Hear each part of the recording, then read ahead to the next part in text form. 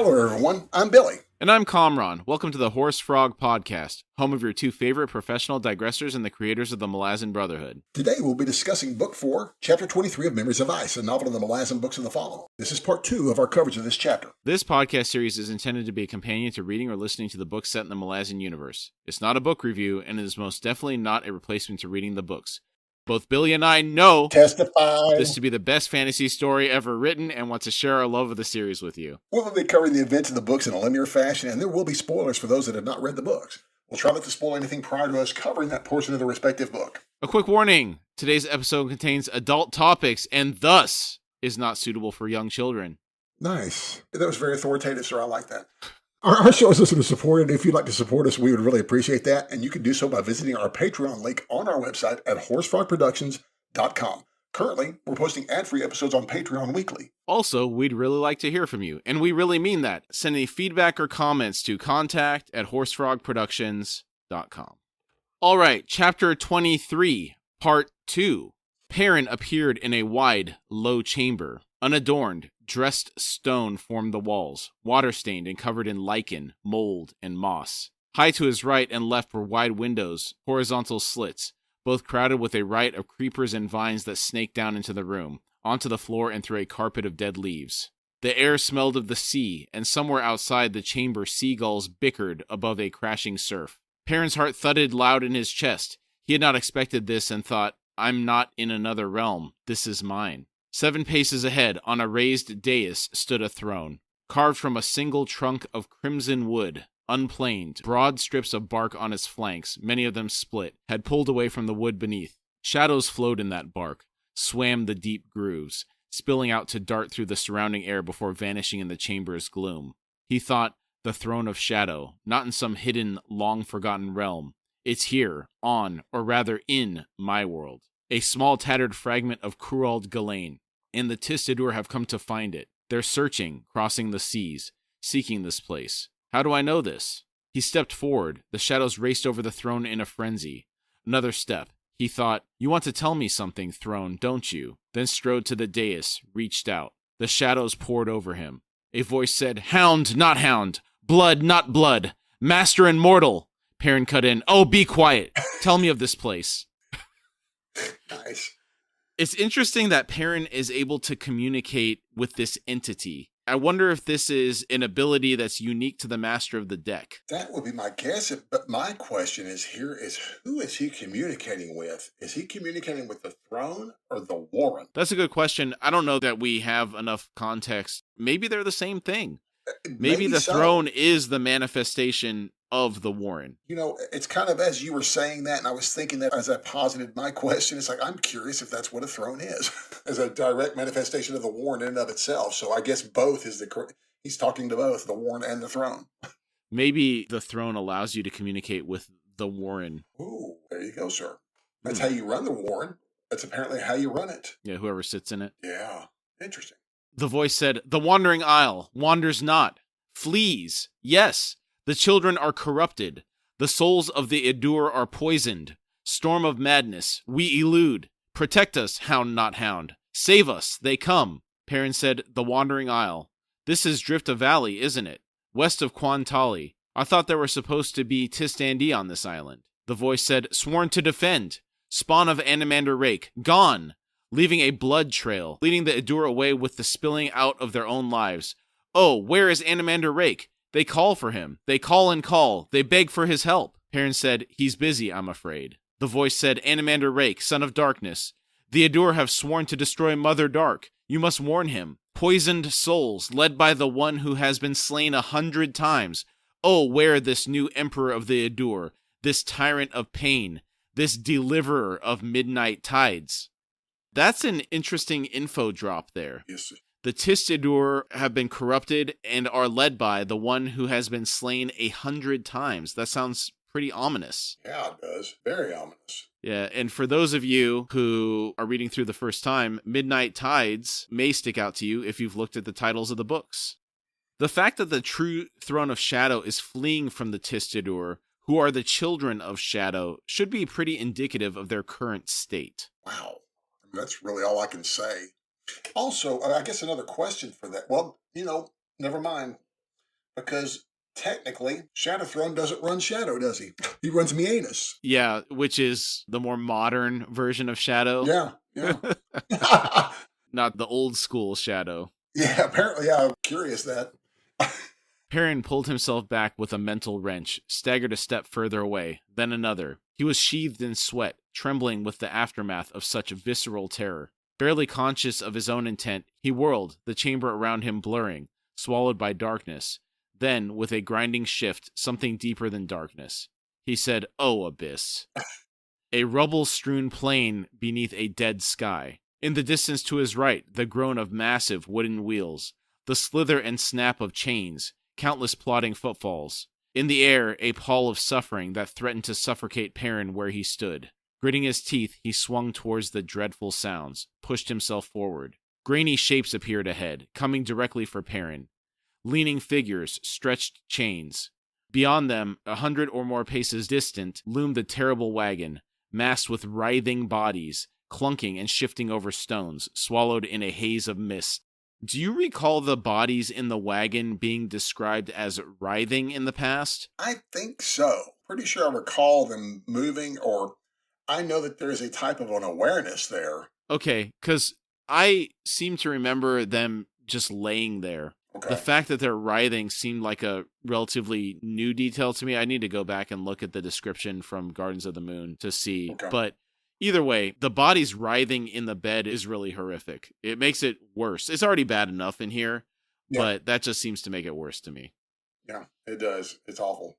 Perrin stumbled forward and shouted, "Draconis! Where in Hood's name are you? Draconis!" Faces lifted, then all but one hooded and indistinct lowered once more. Perrin slipped between victims of Dragnapur, closing on the one shadowed face still regarding him. Stepping within reach of the mad, the numbered, the failing, not one of whom sought to impede him, or even acknowledge his presence. He moved as a ghost through the press. Draconis said, "Greetings, mortal. Walk with me, then." Perrin said, "I wanted Rake." Draconis said, "You found his sword instead, for which I am not sorry." Perrin said, "Yes, I've spoken with Nightchill, Draconis, but don't press me on that subject. When I reach a decision, you'll be the first to know. I need to speak with Rake." Draconis rumbled, "Aye, you do. Explain to him this truth, mortal. He is too merciful to wield Dragnapur. The situation is growing desperate." Perrin asked, "What are you talking about?" Draconis said, "Dragnapur needs to feed. Look around us, mortal. There are those who, at long last, fail in pulling this burden. They are carried to the wagon, then, and tossed onto it. You think this preferable? Too weak to move.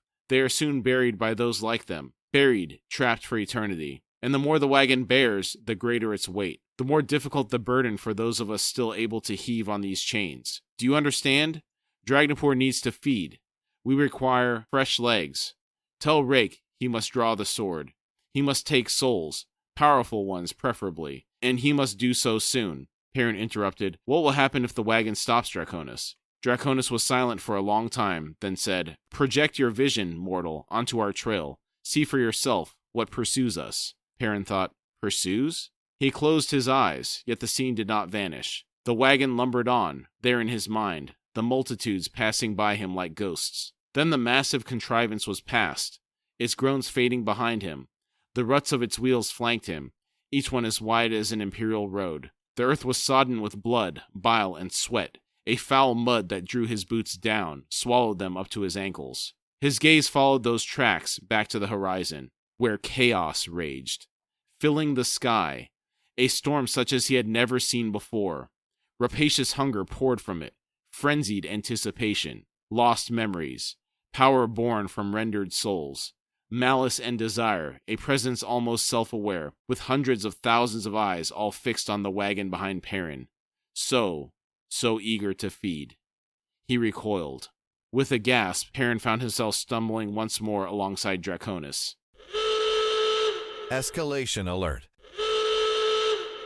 So, first thing, how cool is this image that's painted here? A wall of chaos stretched horizon to horizon in pursuit of the wagon that moves the entrance to Kurald Galain. I found an artist's rendition of this some time ago, and it was incredible. I don't know who drew it, but it's really cool. It's extremely cool because, first off, there is such limited visual representation of this world here. And I understand why. I think I don't know if we've discussed this in the past. Is this the artwork that's going to be on that fancy book? Is that what's on that one you got? No, I don't think so. I think this was a fan artist that drew it. Oh, I probably found this a couple years ago on Reddit, and I just awesome. saved it because it was so good. I love that wagon. That wagon is piled a lot deeper than I was thinking. Yeah, the wagon, each wheel track was said to be as wide as an Imperial road, and Imperial roads are pretty wide, so the wagon is massive. In my mind, an Imperial road is big enough to let at least 2 to 4 chariots ride side by side. Yeah, something like that. Yeah. So I mean, that's how wide the wheels are. Holy smokes, dude! This thing is enormous. Didn't they say the wagon itself was 80 feet wide? Yeah, somewhere along there. Yeah, yeah, I think so. The second thing is, we seem to be in dire straits. It seems like it's only a matter of time before the forces of chaos catch up to the wagon and those inside are failing, and Animander Rake isn't killing enough people to sustain the load any longer. Yeah, that's a really big reveal. And from what we know already, we know Rake is not bloodthirsty. We know he kills when he needs to, but he apparently needs to kill some, and not just a lot of folks. He needs to kill folks of substance, folks of power. He needs to kill a bunch of dragons. Jagoots. Yeah. Dragons. Yeah, a bunch of these kind of like elders. He needs to kill a bunch of his elders. The last boss of a D&D campaign. He needs a bunch of those. A bunch of those. Yes. Yeah, all of them. Yeah, you're right. Every boss level from every D&D campaign he's ever been in needs to have put in his sword now. Yeah, like Final Fantasy summons. It's exactly what I can see. It's absolutely. So why is he not killing like he used to? Apparently he used to. Do you think he's mellowed out as time has gone on? I think that's a lot of it. And I'm assuming a lot of his killing at first, he may not have been bloodthirsty. I'm assuming that sword draws a lot of challengers. Do you think folks are like, oh, dude, please, I want that sword? Especially in the early days when no one knew who Rake was, Is it that kind of deal? And then after a while, people are like, oh, nope. Maybe. Don't even look at that fella. After the reputation grows strong enough, no one wants to challenge him. So it's just like, he's just left. You know what's weird in a strange way? We're told, we know this sword is a burden. It weighs more and more. Does it weigh more because the wagon is unable to be moved as easily? We had talked about this several weeks ago about the weight of the wagon. Right. It was more a matter of the weight of the sword and what contributed to that. And right. Okay. I always interpreted it as almost like a black hole, like you're gathering a mass of souls. It just gets heavier. It gets heavier with each kill. Okay. Ugh, that's bad. That's kind of how I thought about it. I don't think it's ever explicitly stated, so I'm sure there's different theories about it. Yeah. I think you're probably right. Yeah, and I say it's never explicitly stated in the 10 books of the Malazan Book of the Fallen. There may be more information about it in the Karkanis trilogy. I haven't read that yet. I'm waiting for the 3rd book to come out before I dive into that. Yes. Heck, something may be revealed in the next Witness book, which comes out in November. Okay. I'm going to have to wait on that one, too. Yeah, you're going to have to wait, buddy. The residue of what he had witnessed clung to Perrin, making his heart drum savagely in his chest. Another 30 steps passed before he was able to raise his head, to speak. He grated, "Draconis, you have made a very unpleasant sword." Draconis said, "Darkness has ever warred against chaos, mortal, ever retreated, and each time that Mother Dark relented to the coming of light, to the birth of shadow, her power has diminished, the imbalance growing more profound. Such was the state of the realms around me in those early times. A growing imbalance, until chaos approached the very gate to Kurald Galain itself. A defense needed to be fashioned. Souls were required." Perrin said, "Wait, please, I need to think." Draconis went on, "Chaos hungers for the power in those souls, for what Dragnapur has claimed. To feed on such power will make it stronger 10-fold, 100-fold, sufficient to breach the gate. Look to your mortal realm, Ganoa's Perrin. Devastating, civilization-destroying wars, civil wars, pogroms. Wounded and dying gods, you and your kind progress at a perilous pace on the path forged by chaos. Blinded by rage, lusting for vengeance, those darkest of desires." Perrin cut in, "Wait!" Draconis still went on. "Where history means nothing. Lessons are forgotten. Memories of humanity, of all that is humane, are lost. Without balance, Ganoa's Perrin." Perrin interrupted, "But you want me to shatter Dragnapur?" Draconis said, "Ah, now I understand your resistance to all that I say. Mortal, I have had time to think, to recognize the grave error I have made. I had believed, Ganoa's parent, in those early times, that only in darkness could the power that is order be manifested. I sought to help Mother Dark, for it seemed she was incapable of helping herself. She would not answer. She would not even acknowledge her children. She had withdrawn deep into her own realm, far from all of us, so far that we could not find her. Perrin said, Draconis. Draconis interrupted. Hear me, please. Before the houses, there were holds. Before holds, there was wandering. Your own words, yes? But you were both right and wrong. Not wandering, but migration. A seasonal round, predictable, cyclical. What seemed aimless, random, was in truth fixed, bound to its own laws. A truth, a power I failed to recognize. Perrin said, so the shattering of Dragnapur will release the gate once more, to its migration. Draconis said, to what gave it its own strength to resist chaos, yes. Dragnapur has bound the gate of darkness to flight, for eternity, but should the souls chained to it diminish, Perrin said, the flight slows down. Draconis finished, fatally. Perrin said, so either Rake begins killing, taking souls, or Dragnapur must be destroyed. Draconis said, the former is necessary, to buy us time, until the latter occurs. The sword must be shattered. The purpose of its very existence was misguided. Besides which, there is another truth I have but stumbled on far too late for it to make any difference, at least to me. Perrin asked, and that is? Draconis said, just as chaos possesses the capacity to act in its own defense, to indeed alter its own nature to its own advantage in its eternal war, so too can order. It is not solely bound to darkness. It understands, if you will, the value of balance. Perrin felt an intuitive flash. He said, the houses of the Azath, the deck of dragons. The hooded head shifted slightly, and Perrin felt cold, unhuman eyes fixing upon him. Draconis said, aye, Ganoa's Perrin. Perrin said, the houses take souls. Draconis said, and bind them in place, beyond the grasp of chaos. Perrin said, so it shouldn't matter, then, if darkness succumbs. Draconis said, don't be a fool. Losses and gains accumulate, shift the tide, but not always in ways that redress the balance. We are in an imbalance, Ganoa's Perrin, that approaches a threshold. This war, which has seemed eternal to us trapped within it, may come to an end. What awaits us all, should that happen, well, mortal, you have felt its breath there in our wake. Perrin said, I need to speak with Rake. Draconis said, then find him, assuming, of course, he still carries the sword. Perrin thought, easier said than done, it seems. The thought was interrupted. He asked, hold on, what do you mean by that? About still carrying the sword? Draconis said, just that, Ganoa's Perrin. Perrin thought, but why wouldn't he be? What in Hood's name are you hinting at, Draconis? This is Animander Rake we're talking about, damn it. If we were living in one of those bad fables, with some dim-witted farm boy stumbling on a magical sword, well, then losing the weapon might be possible. But darkness? Lord of Moonspawn? Animander Rake? Son of Darkness? Lord of Moonspawn? A grunt from Draconis drew his attention. Directly in their path, tangled in chains gone slack, lay a huge demonic figure. Draconis said, Byrus, I myself killed him, so long ago. I did not think. He came up to the black-skinned creature, reached down and, to Perrin's astonishment, heaved it over a shoulder. To the wagon, Draconis said, my old nemesis. The demon rumbled, who summoned me to do battle with you? Draconis said, ever the same question, Byrus. I do not know. I have never known. The demon again asked, who summoned me, Draconis, to die by the sword? Draconis said, someone long dead, no doubt. The demon again began to ask, who summoned?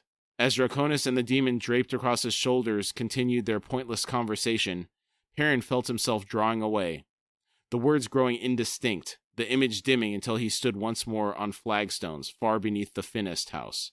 He said, Animander Rake, Knight of Dark, High House Dark. His eyes strained to see the rise of the image he had summoned, out among the endless sprawl of etched flagstones. But nothing came.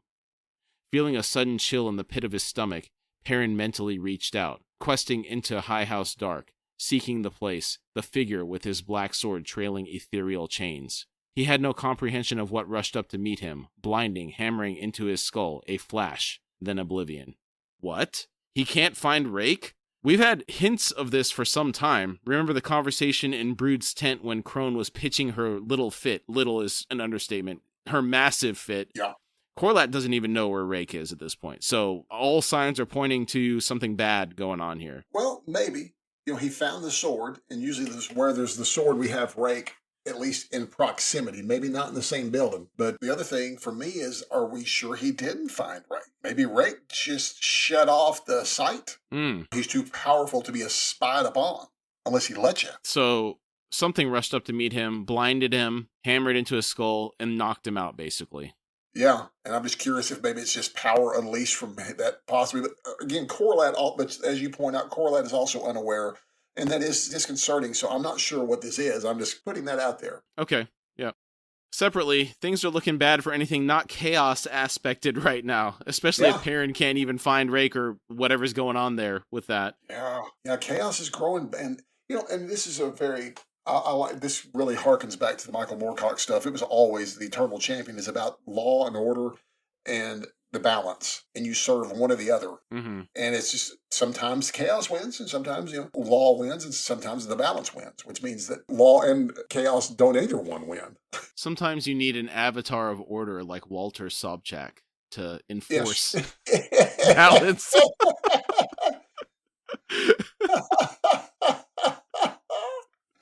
And what's even worse is now it's like you've now painted an image, because I'm sorry, in the Michael Moorcock world, there are lords of chaos and lords of order. And now it's like these lords of order who are usually order is in the Moorcock universe, chaos is not necessarily growth, but it is not stagnation, versus law. Ultimate law is pure stagnation in his eyes, at least in this kind of world. But then sometimes, like I said, sometimes neither one wins and the balance wins, which is that there is nothing. Like if the balance has to come in and take place, it's usually like an empty world left when balance takes place, because it's like, okay, can't have law or order here. The only way to balance something out is to have nothing.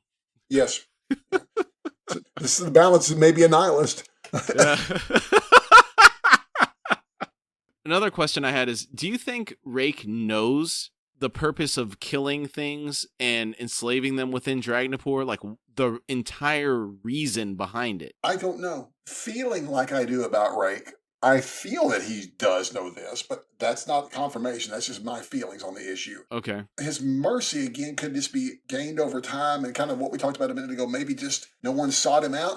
If he knew what it was about, I would think that he'd be out there just kind of at least occasionally taking a sabbatical to go kill a bunch of folks. Maybe he's intuited what Draconis is talking about here, though, and that's the concept of an immune system, where Mother Dark is so protected now that her immune system is weakening.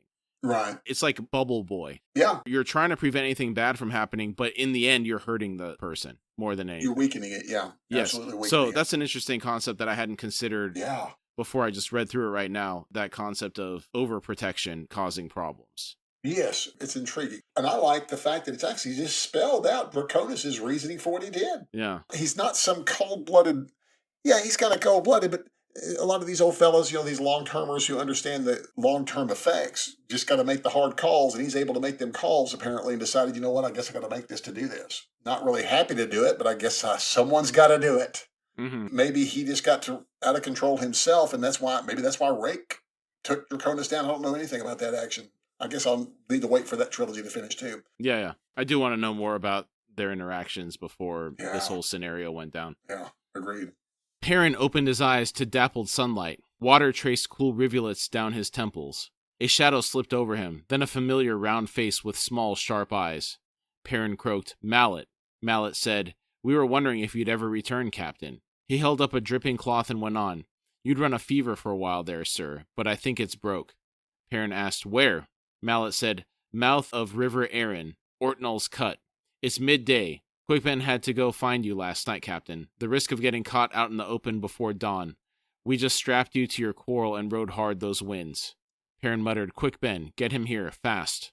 Mallet said, "Easily done, sir," then leaned back and gestured to one side. Quickben appeared and said, "Captain, we've had 4 of these condors pass nearby since sunrise. If they're looking for us." Perrin shook his head and said, "Not us. Moon spawn." Quickben said, "You might be right, but that would mean they haven't sighted it yet, and that seems damned unlikely." "How do you hide a floating mountain?" "More likely." Perrin cut in, "Animander Rake." Quickben asked, "What?" Perrin closed his eyes and said, "I sought him out. Through the deck. The Night of Dark wizard. I think we've lost him. And Moonspawn. We've lost the Tistandi, Quickben. Animander Rake is gone." This isn't going to be received well when that information starts getting spread around. Nope. Nope, it will not. Krupp said, gruesome city, ghastly, ghoulish, grimy. Krupp regrets said witnessing of said settlement.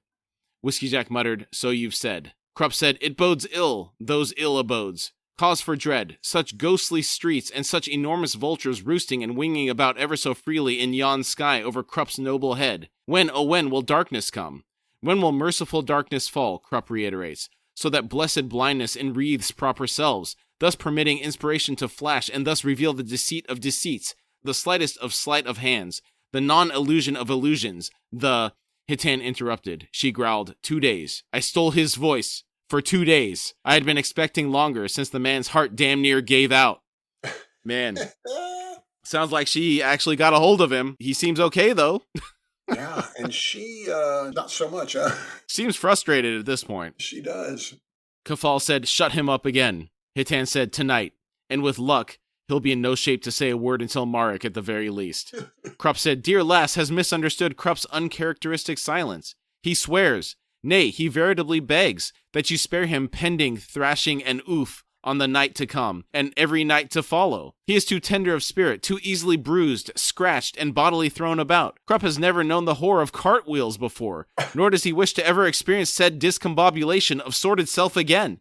Thus, to explain extraordinary terseness, these 2 days of muted apparel so unstylishly clothing honorable Krupp, worse indeed than a shroud of despond. To explain, Krupp has, dear friends, been thinking. Thinking such as he never thought to have before.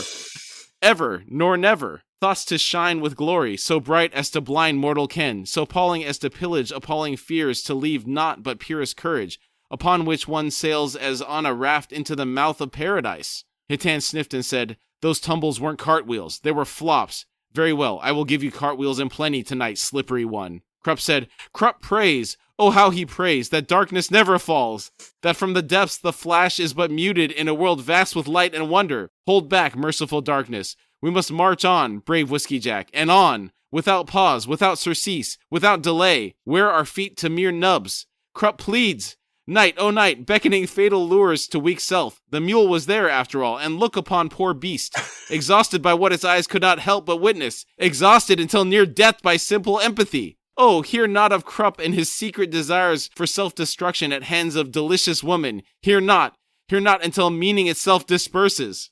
I'm beginning to wonder if this is a ploy by Krupp to act hard to get, and he's just playing up the whole avoiding the situation angle. Some of it is, but with him, I'm curious if he, like right there, he says, hear not of his secret desires for self-destruction at the hands of delicious woman. Is he really playing hard to get, or is he saying, no, bring it on? That's what I'm thinking, is he's acting like, oh no, please don't. But it's like Mango, the Saturday Night Live skit, you know? Yeah, I don't know that one. I know more about the Brer Rabbit. Don't throw me in the briar pitch, please. The Mango skit, Chris Kattan is a male dancer. Okay. They would have, for a while there, anybody that was on there, they would show up with flowers. They had like Samuel L. Jackson, whoever else was popular at the time on the show. Right. They'd come to his dressing room with flowers, and they'd be trying to express their love for Mango. And then Mango would reject them. Okay. And then as soon as they turned to leave, he would reach out his hand to them, and then they'd turn around to say something, and then he'd like turn around and pretend to reject them again. It was like this game of cat and mouse. Okay.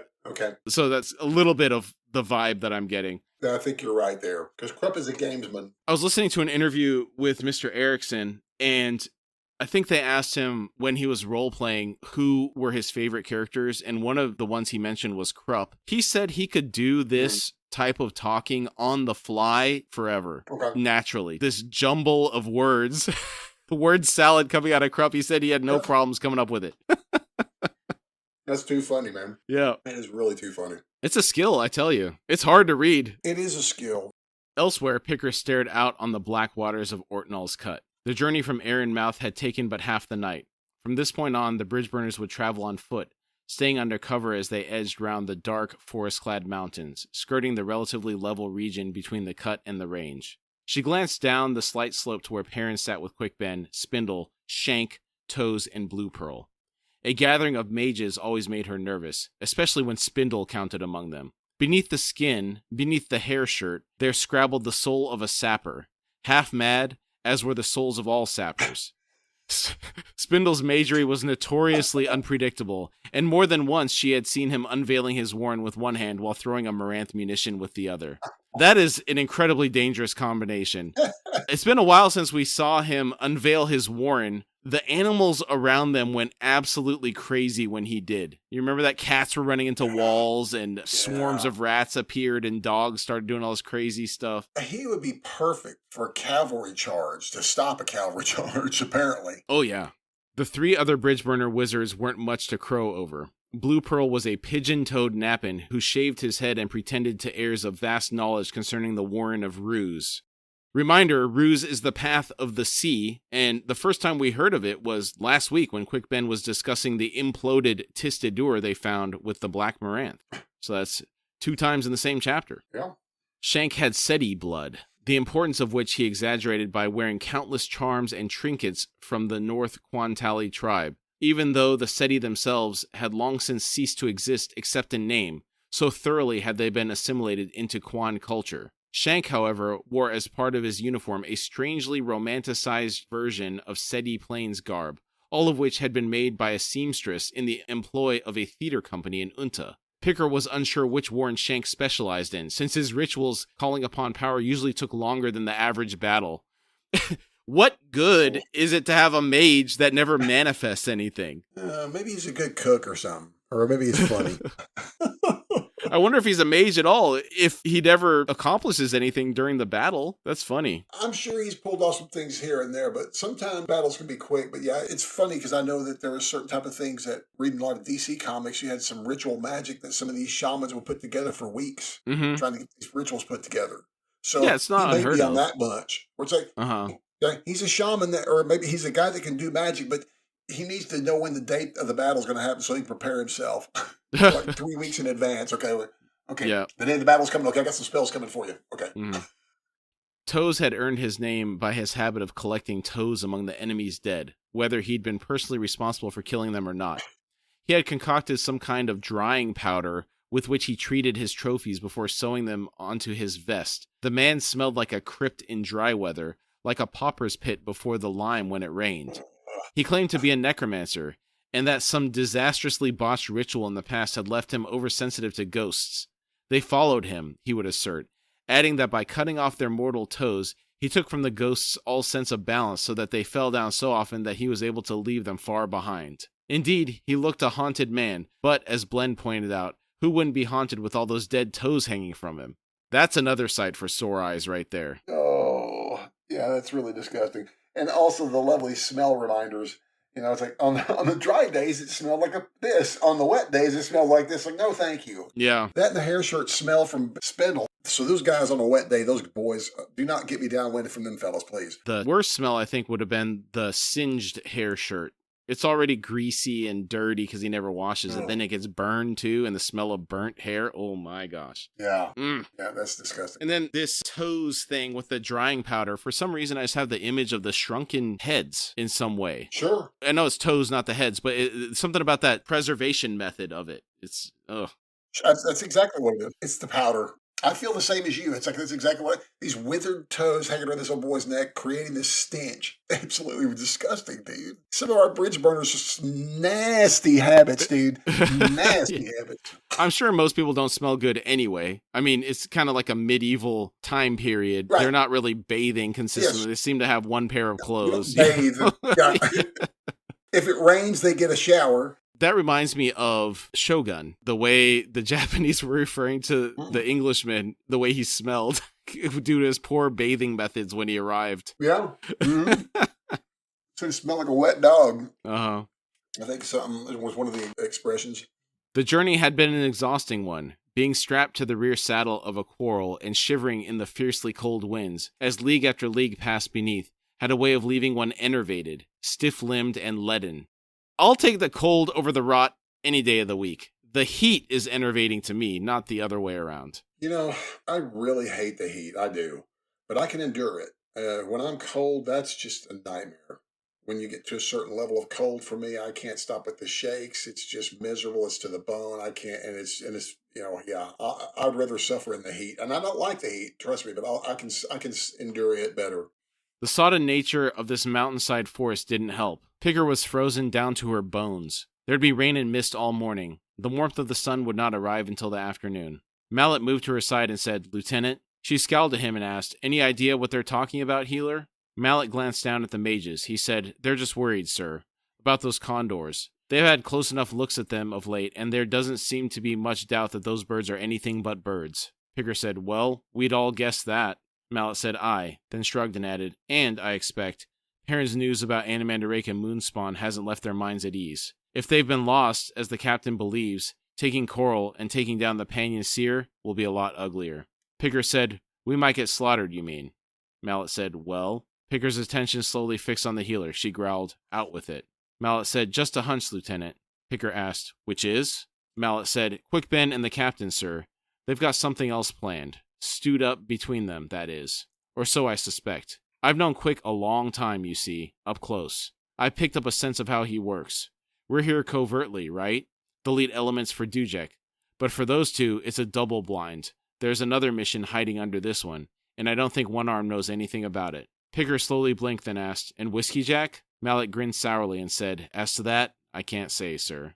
Pigger asked, "Is it just you with these suspicions, healer?" Mallet said, "No. Whiskey Jack's squad. Hedge. Trots. The damn Barghast is showing his sharp teeth a lot, and when he does that, it usually means he knows something's going on, but doesn't know exactly what, only he won't let on with that last bit, if you gather my meaning." Pigger nodded. She'd seen Trots grinning almost every time she'd set eyes on the warrior the past few days, unnerving despite Mallet's explanation. We really haven't seen much of Trots since Kapustan. I wonder what he's been up to. I'm guessing he's just hanging with the boys. He's supposed to be the chief of the bridge burners. Yes, but it still seems that Perrin is actually the true war chief. Blend appeared in front of them. Pigger's scowl deepened. Blend said, "Sorry, Lieutenant. Captain sniffed me out. Not sure how, but he did. I didn't get much chance to listen in, I'm afraid. Anyway, I'm to tell you to get the squads ready." Pigger muttered, "Finally, I was about to freeze in place." Mallet said, "Even so, but I'm already missing the Maranth. These woods are damn dark." Pigger asked, "But empty, right?" Mallet shrugged and said, "Seems so. It's the skies we've got to worry about, come the day." Pigger straightened. She said, "Follow me, you two. Time to rouse the others."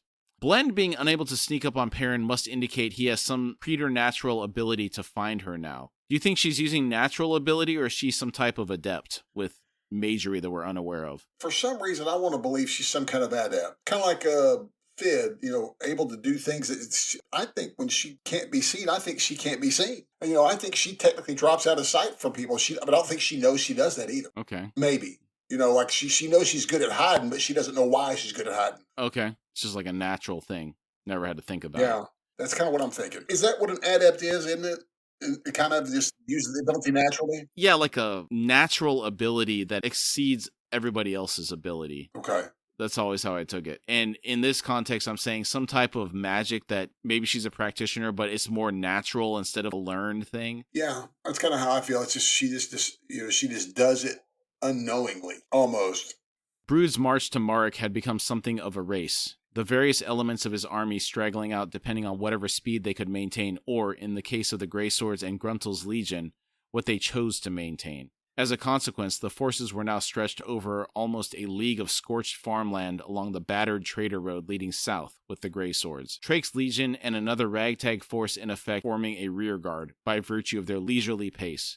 Akovian had chosen to remain in Gruntl's company. The Big Daru and Stani Manakis wove a succession of tales from their shared past that kept Akovian entertained, as much from the clash of their disparate recollections as from the often outrageous events the two described. It had been a long time since Akovian had last allowed himself such pleasure. He had come to value highly their company, in particular their appalling irreverence. On rare occasions, he rode up to the Grey Swords, spoke with the Shield Anvil and the Destriant, but the awkwardness soon forced him to leave. His old company had begun to heal, drawing into its weave the Teniscauri recruits, training conducted on the march and when the company halted at dusk. And, as the soldiers grew tighter, the more Akovian felt himself to be an outsider, the more he missed the family he had known all his adult life.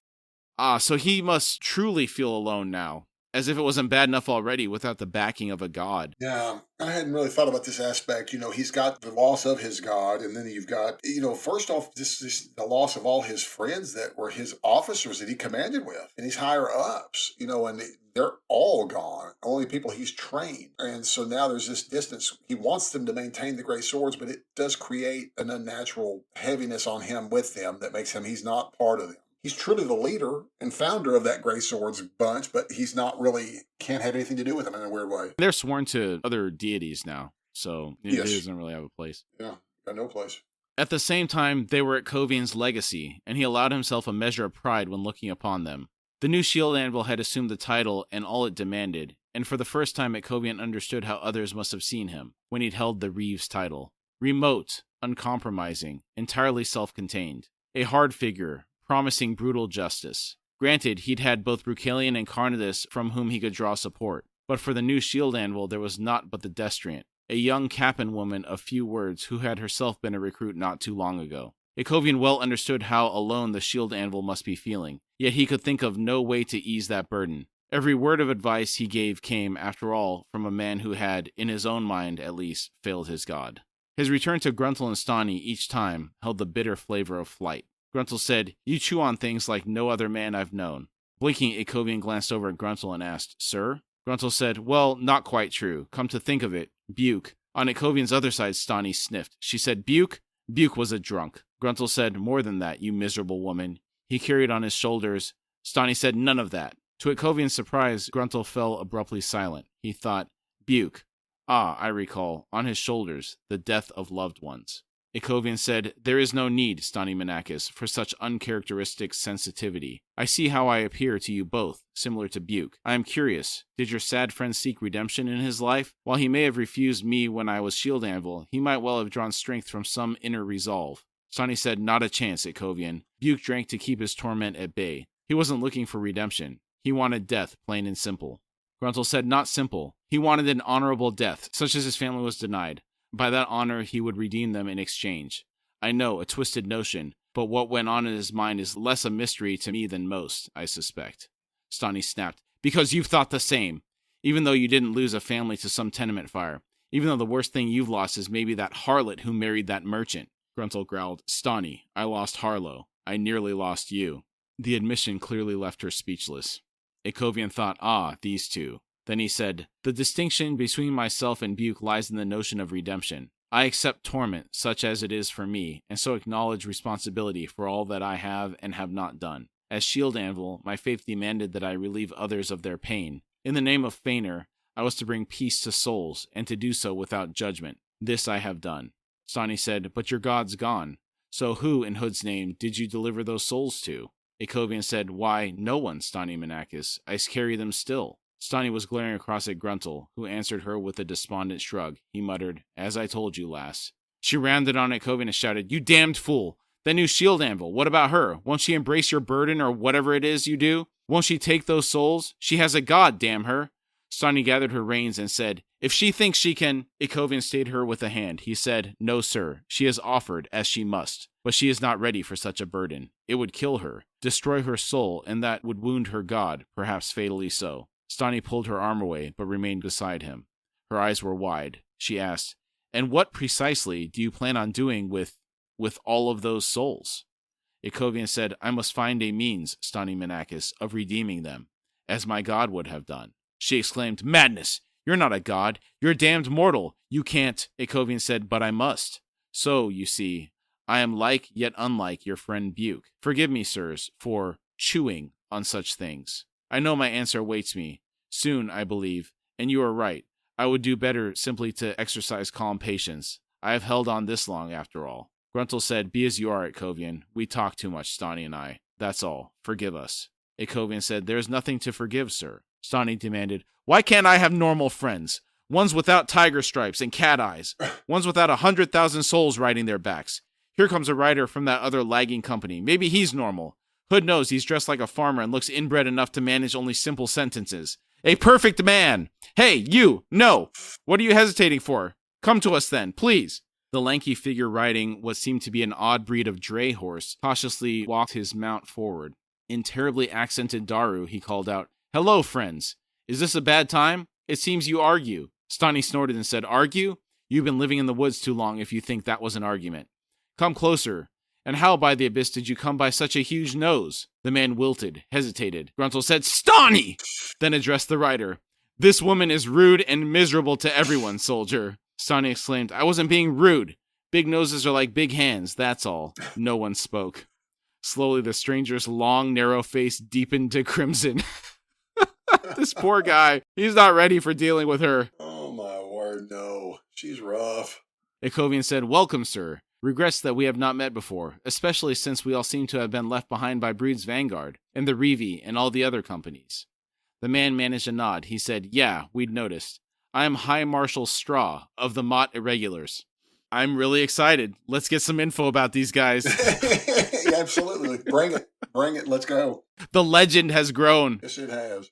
Straw's pale, watery eyes flicked to Gruntle. He said, Nice tattoos. I've got one too. He rolled up a grimy sleeve, revealing a muddled, misshapen image on his dirt-smeared shoulder, then said, Not sure what happened to it, but it was supposed to be a tree frog on a stump. Of course, tree frogs are hard to see, so it might be pretty good at that.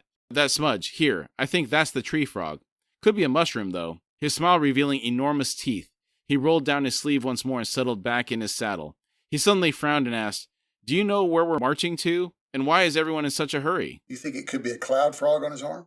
No, sir.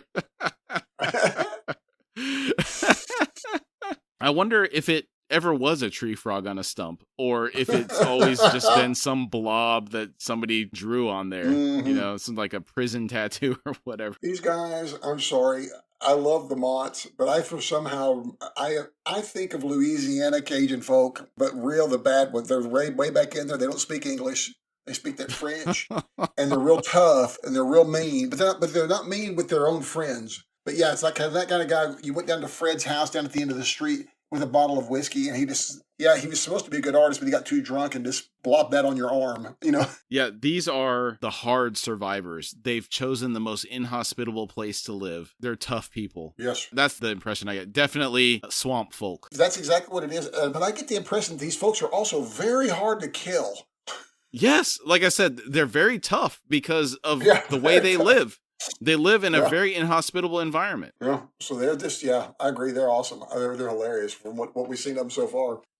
Gruntle said, and this was in response to the question of, do they know where they're marching to?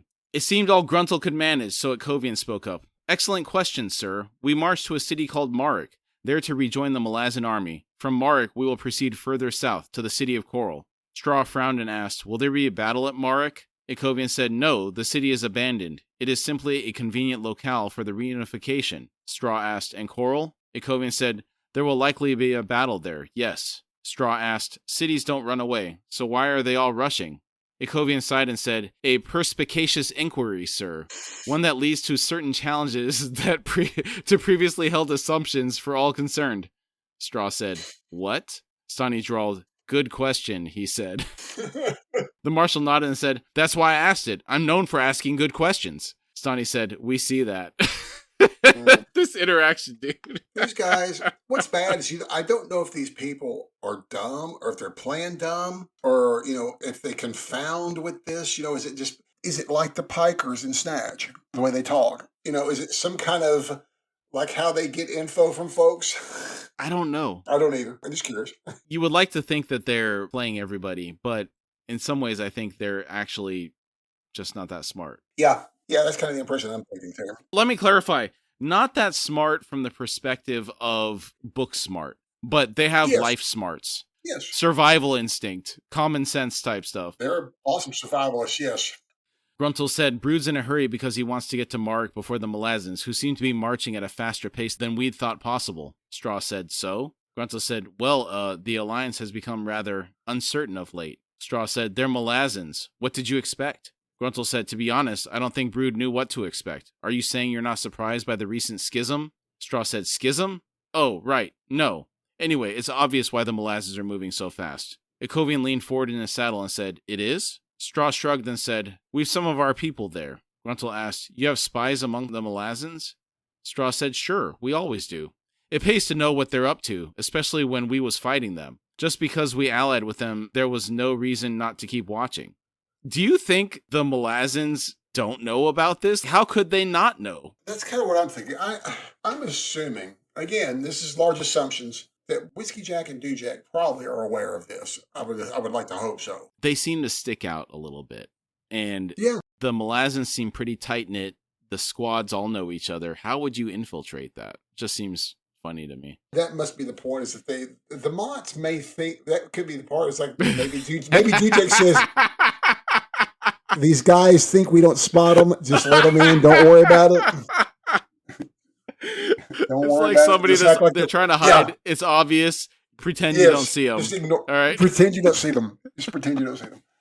It's like a cat whose head is under a blanket and the rest of them is invisible. Yes. The blanket is hiding them. Yes. I'll tell you what's even funnier. My father's cat. He's the one that he hides under their table, at their dining room table. For some reason, he thinks he cannot be seen there. Okay. They have a big open dining room, and it's tied to their living room and kitchen all together. And when you it's like if he's hiding in there, it's like you walk in the house, you're like, hey, BJ. It's like you see him up under there, and it's like, you're not supposed to see me. His head pops because he knows his name's like, do they see me? Are they talking about me? It's like, because you know cats, you know exactly what I'm talking about. That pop, that little head, like, what? Uh-huh. So it's like, I'm invisible. How do they see me over here? It's like, yeah, or an ear turns. Yes, we try to ignore him over there because it gives him some peace, I guess. Because BJ's, like I said, he's an odd one, more odd than anyone I've ever known. More odd than anyone I've known. Okay. Gruntle asked, so why are they marching so fast, Marshal Straw? Straw said, the Black Maranth, of course, coming each night, taking whole companies away. There's only about 4,000 Malazans left on the road, and half of them support. Dewjack's gone too. Whiskey Jack leads the march. They've come to Marek River and are making barges. Gruntle said, barges? Straw said, sure, to float down the river, I guess. Not to cross, since there was a ford there anyway. And the barges are downriver of it besides. Gruntle muttered, and the river, of course, will take them straight to Marek in only a few days. Ikovian addressed the marshal. He said, sir, have you made Caladan Brood aware of this information? Straw said, no. Ikovian asked, why not? Straw shrugged again and said, well, me and the Bull brothers, we talked about that some. Yeah. There's a name. There is a name. Yep. Ikovian said, and? Straw said, we decided that Brood's kind of forgotten. Ikovian asked, forgotten, sir? Forgotten what? Straw said, about us, the Mott Irregulars. We think maybe he'd planned on leaving us behind, up north, Black Dog Forest. There might have been some kind of order back then, something about us staying while he went south. We're not sure, we can't remember. Gruntle cleared his throat and asked, have you considered informing the warlord of your presence? Straw said, well, we don't want to make him mad. I think there was some kind of order, you see, something like, go away, maybe. So, either way, they were told to stay put or they were ordered to stay away, and they're still here. You know, you can just hear Brood's deep rumble going, for hood's sake, I said go away! Gruntle asked, go away? Why would Brood say that to you? Straw said, that's just it. Not the warlord. Calor. That's what had us confused. We don't like Calor. We usually ignore his orders. So, anyway, here we are. Who are you people? Ikovian said, I think, sir, you should send a rider to Brood, with your report on the Malazans. Straw said, oh, we have people there too, up in the vanguard. They've been trying to reach the warlord, but Calor kept turning them back. Gruntle murmured, now, that's curious. Straw said, Calor says we shouldn't even be here. Says the warlord will be furious. So we're not going close anymore. We're thinking of turning around. In fact, we miss Mott Wood. There's no trees here. We like wood. All kinds. We've just reacquired this amazing table. No legs, though. They seem to have snapped off. The table makes its way back into the story. Oh, that is too great, dude. Oh, I love this. It's like they're counting coup with the table. The bridge burners and the Mott Irregulars. You know, that's just too funny. You know what's interesting is it seems like they just appreciate the table for what it is. It doesn't have anything to do with taking it from the bridge burners. They just like the table. Yeah. They like the table, man. They're really dumpster diving. Yeah, they really kind of are. Yeah. Oh my gosh, they were so funny. It's trash day, and the furniture. They're just walking around looking for the furniture that everybody's leaving around. Oh. Gruntle said, for what it's worth, we'd rather you didn't leave the army, Marshal. The man's long face grew glum. Stani suddenly exclaimed, there's trees! South! A forest around Coral. Straw brightened. He said, really? Ikovian said, indeed. Purportedly a forest of cedars, firs, and spruce. Straw said, oh, that's okay then. I'll tell the others. They'll be happy again, and it's better when they're all happy. They've been blunting their weapons of late. A bad sign when they do that. Ikovian asked, blunting, sir? Straw nodded. He said, dull the edges, make nicks. That way the damage they do is a lot messier. It's a bad sign when they get into that kind of mood. Very bad. Pretty soon they start dancing around the fire at night. Then that stops, and when it stops, you know it couldn't get worse. Because that means the lads are ready to make war parties. Head out in the night looking for something to kill. They've been eyeing that big wagon on our trail. Oh. Wow. I don't know. If I wanted to sick anyone on that big nasty wagon on my trail, it'd probably be these fellas, I guess. I don't know, because there's some, for some reason, I'm actually reminded more. Did you ever see the show Moonshiners? No. My late wife used to watch it. It was one of those shine shows on the History Channel or whatever. And there was a couple of these old boys, and they're just drunks. I mean, that's the whole show. I mean, no, it's on the History Channel about people trying to make this legitimate sounding business. It's like, you're drunks. Oh, you just sound like a drunk. And it's like there's like 3 or 4 of them in particular that I could pick them to play some of the mighty regulars. Coveralls, straw hat, no shoes, maybe a shoe. Mm-hmm. More than likely no shoes. These characters, they're real. I know these people. I think I have some in my family. Yeah, when we get through this next paragraph, I have a thought on that. Okay. Gruntle said, oh, don't do that. Tell them not to do that, Marshal. Those people, Straw cut in, necromancers. Yeah, doer. Very doer. We don't like necromancers. Especially the Bull brothers don't like necromancers. They had one squatting on their land, holed up in some old ruined tower in the swamp. Wraiths and specters every night. So finally the Bulls had to do something about it. And they went and rousted the squatter. It was messy, believe me, anyway. They strung up what was left of him at the low crossroads, just as a warning to others, you see. Wow. Man, what a legendary start to the Bull brothers' story. The mystique surrounding them is almost too much. They remind me of those American soldiers you hear about coming from rural parts of America, like Appalachia or Texas, during the early 1900s. Yeah. It's a total Sergeant York move. Those kind of guys. I think we've talked about them. He was this guy grew up in Appalachia and just one of those kind of shooters that guys he could shoot. He could out-sniper any sniper without a scope. Why is it the guys from the old days shot with no scope and they could just shoot your eye out, from half a mile away with no scope? It's like he was that kind of shooter. He captured 132 German soldiers and killed at least 25 people. But it helps. He saved his whole unit. And it's just that same kind of mindset, just hard-headed, kind of crazy, a little crazy, It's a wee bit crazy. Yeah. Ikovian said, these Bull brothers sound to be a formidable pair. Straw's brows rose. He said, pair? There's 23 of them. Not one of them shorter than me. And smart, some of them, anyway. Can't read, of course, but can count past 10, and that's something, isn't it? Anyway, I got to go. Tell everyone about the trees down south. Goodbye. They watched the man ride off. After a while, Gruntle said, he never did get an answer to his question. Ikovian glanced at him and asked, which was? Gruntle said, who we are. Stani said, don't be an idiot. He knows precisely who we are. Gruntle asked, you think that was an act? Stani said, Hi, Marshal Straw. Abyss take me. Of course it was. And he had you both, didn't he? Well, not me. I saw right through it. Instantly. Ikovian asked, do you think Brood should be informed, sir? Stani said, about what? Ikovian said, well, the Malazans, for one. She said, does it make any difference? Brood will still reach Marek first. So we wait 2 days instead of 2 weeks. What of it? Just means we get this whole mess over with that much sooner. Hood knows maybe Dujak's already conquered Coral, and he can have it as far as I'm concerned. Gruntle muttered, you've got a point. Ikovian glanced away and thought, perhaps she has. To what am I writing? What do I still seek from this world? I do not know. I care nothing for this Panyan seer. He'll accept no embrace from me after all, assuming the Malazans leave him breathing, which is itself unlikely. Is this why I lag so far behind those who will reshape the world? Indifferent, empty of concern? I seem to be done. Why can I not accept that truth? My God is gone. My burden is my own. Perhaps there is no answer for me. Is that what the new shield anvil sees when she looks upon me with such pity in her eyes? Is the entirety of my life now behind me, save for the daily senseless trudge of this body? Perhaps I am done. Finally done. Gruntle said, cheer up, Ikovian. The war might be over before we get even close. Wouldn't that be a wild whimper to close this tale, eh? Do you think the loss of Fainur is a driving factor with Itkovian thinking he has nothing else to give in life? That would be my guess. He seems such a formidable individual, and for him to just give up, it's got to be that loss of something that was so important to him that's really got him thinking this way. Yeah. What's funny is like he doesn't seem to be like despondent. He's just aimless. And I understand why. Basically everything he hung his hooks on is gone. And what do? I don't know what to do. Yeah. Hitan grumbled, "Rivers are for drinking from and drowning in," one arm wrapped about a barrel. Whiskey Jack smiled and said, "I thought your ancestors were seafarers." Hitan said, "Who finally came to their senses and buried their damn canoes once and for all." Whiskey Jack said, "You are sounding uncharacteristically irreverent, Hitan."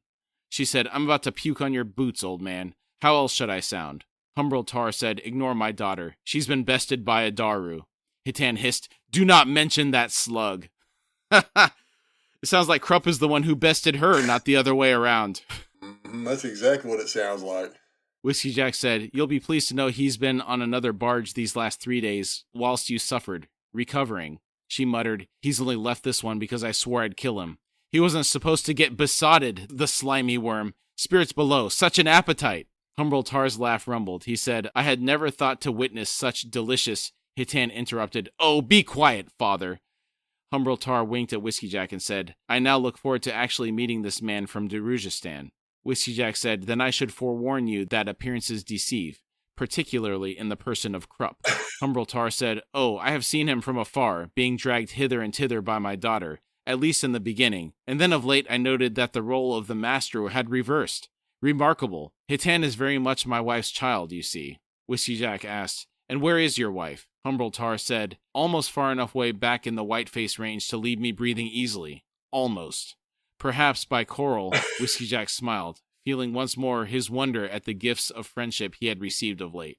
The once tamed shore of River Marik swept past opposite him. Reeds surrounded fishing docks and mooring poles. Old boats lay rotting and half buried in silts on the bank. Grasses grew high around fisher shacks further up the strand. The abandonment and all it signified darkened his mood momentarily. Beside him, Humbrol Tar growled, "Even for me, it is an unwelcome sight." Whiskey Jack sighed. Humbrol Tar asked, "We approach the city, yes?" Whiskey Jack nodded and said, "Perhaps another day." Behind them, Hitan groaned in answer to that. Humbrol Tar said, "Do you imagine that Brood knows?" Whiskey Jack said, "I think so, at least in some part. We've got Mott irregulars amongst the stablers and handlers." I guess they do know that they're there. Yeah, there you go. Humbrol Tar said, "Mott irregulars. Who or what is that, Commander?" Whiskey Jack said, "Something vaguely resembling a mercenary company, War Chief. Woodcutters and farmers, for the most part. Created by accident. By us Malazans, in fact. We just taken the city of Oriz and were marching west to Mott, which promptly surrendered with the exception of the Outlanders in Mott Wood. Dujek didn't want a company of renegades preying on our supply lines with us pushing ever inland, so he sent the bridge burners into Mott Wood with the aim of hunting them down. A year and a half later, and we were still there. The irregulars were running circles around us. And the times they decided to stand and fight, it was as if some dark swamp god possessed them. They blooded our noses more than once. Did the same to the Gold Moranth. Eventually, Dujek pulled us out, but by then the Mott irregulars had been contracted by Brood. He drew them into his army. In any case, he shrugged and continued, they're a deceptive bunch. Keep coming back like a bad infestation of gutworms, which we've learned to live with. That sounds like those boys had home turf advantage in Mott Wood. It did, but it also shows that even because there are a limited number of these guys, that they were able to hold off the bridge burners and the Gold Moranth, which I don't know much about the gold, but I'm assuming the gold are like the elites of the Moranth. You're correct. They were mentioned. It was earlier in the book when Calor and Brood were talking. I believe it was this book. It might have been in Gardens of the Moon. Jorik Sharplance was mentioned. He was a Crimson Guard that led a battle, and they messed up the Gold Moranth. And there it was said they were the elites. Calor was having an argument that may have been Gardens. With Brood about Jorik Sharplance. Apparently, Calor hates him. Okay. Calor hates everybody, dude. Yeah. Humbrol Tar nodded and said, "So you know what your enemy knows of you?" Whiskey Jack said, "More or less." Humbrol Tar shook his head and said, "You Malazans play a complicated game." Whiskey Jack said, "Sometimes. At other times, we're plain simple." Humbrol Tar said, "One day, your armies will march to the Whiteface Range." Whiskey Jack said, "I doubt it." Humbrol Tar asked, "Why not? Are we not worthy enough foes, Commander?" Whiskey Jack said, too worthy, War Chief. No, the truth is this. We have treated with you, and the Malazan Empire takes such precedence seriously. You will be met with respect and offers to establish trade, borders, and the like, if you so desire.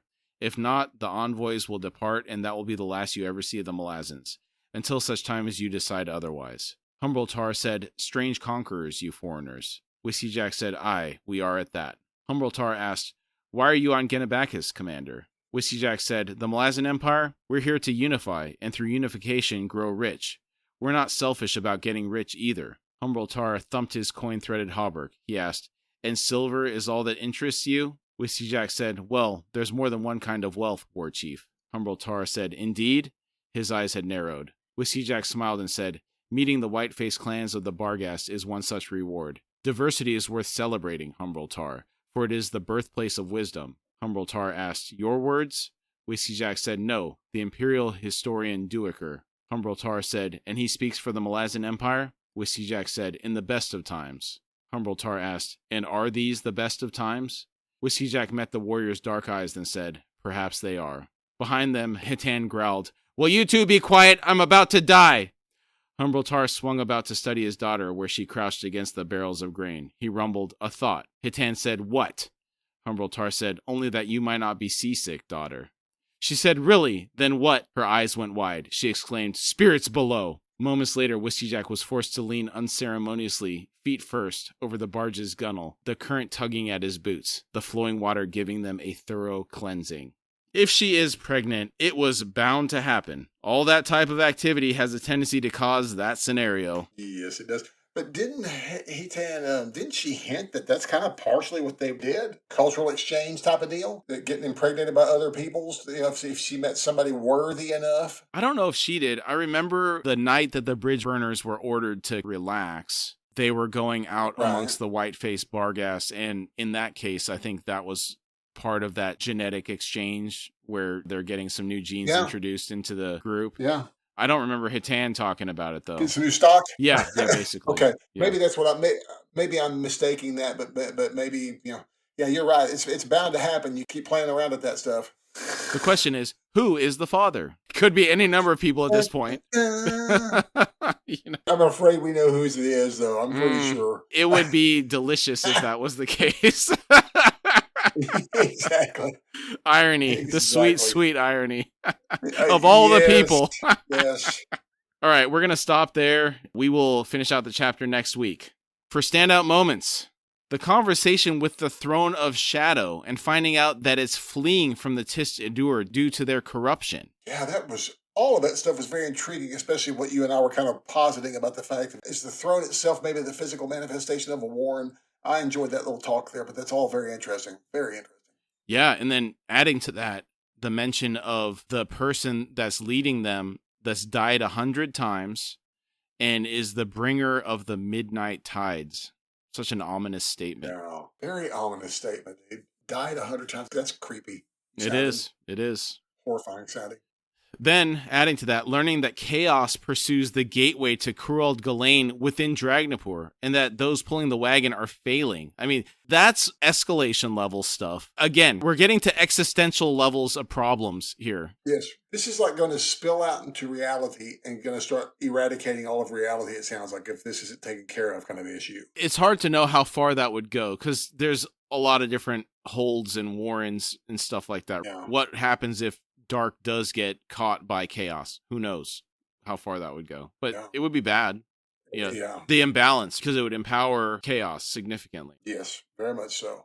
Perrin's inability to locate Animander Rake. That's pretty disturbing. It is disturbing. I remain hopeful, quietly hopeful. So you're taking the route that Corlat's taking, where she's just going to have faith. Yes, I have faith. Dude, she actually listed how long she's been with him in this chapter. How long she's been, basically, and I don't think we've hit that yet. No, well, didn't we talk about a couple weeks ago? Where she was talking about in all the time she had known him that he'd only had one or two friends. I think she mentioned, but she didn't mention that age thing. She mentions following him for a certain amount of years. Okay. And I was like, wow. So, because she's actually listed, hers is not hundreds of thousands. She's a tens of thousands. She's a youngin'. Oh, okay. She's relatively young. It's like, daggone, okay. And she's already gripped by sadness after only 10,000 years. Yeah. It's tough living, dude. It's tough staying alive, man. Yeah, these kids nowadays, they don't know what hard These is. kids. My day, I had to live 300,000 years before I got ennui. Krupp finally getting pinned down by Hitan, then seeing how it was actually him that defeated her, and then the double whammy is if she's pregnant, if he's the father. Man, what a sequence of events. We need the Jerry Springer show for the Malazan universe. Oh, On yeah. this one.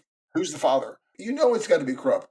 Krupp is the man that's got the plans within the plans. Even though he comes across as the fool, he's not. We know he's not. He's probably he may be the smartest guy on the planet, next to another person we haven't met yet. I'm not convinced this wasn't his plan all along. He just happened to know that Hitan would be a sapiosexual and attracted to his mind because there's not much else to be attracted to.